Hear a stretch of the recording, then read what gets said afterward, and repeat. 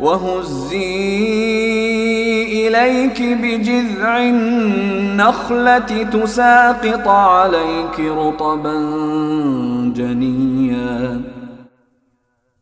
اور کھجور کے تنے کو اپنی طرف ہلاؤ، اس میں سے پکی ہوئی تازہ کھجوریں تم پر جھڑیں گی۔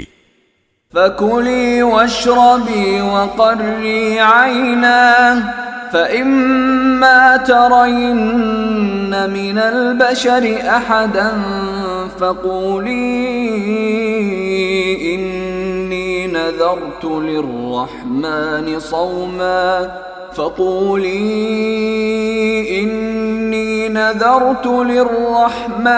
صَوْمًا فَلَنْ أُكَلِّمَ الْيَوْمَ إِنسِيًّا۔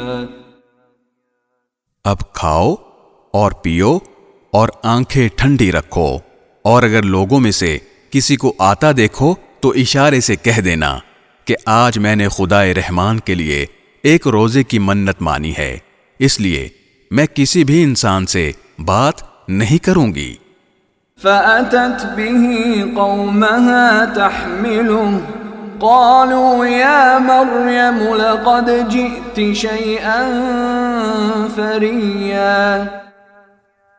پھر وہ اس بچے کو اٹھائے ہوئے اپنی قوم کے پاس آئیں، وہ کہنے لگے کہ مریم تم نے تو بڑا غضب ڈھا دیا۔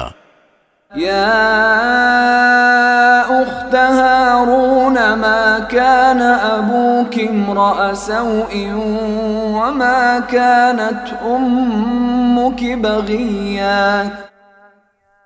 اے ہارون کی بہن، نہ تو تمہارا باپ کوئی برا آدمی تھا، نہ تمہاری ماں کوئی بدکار عورت تھی۔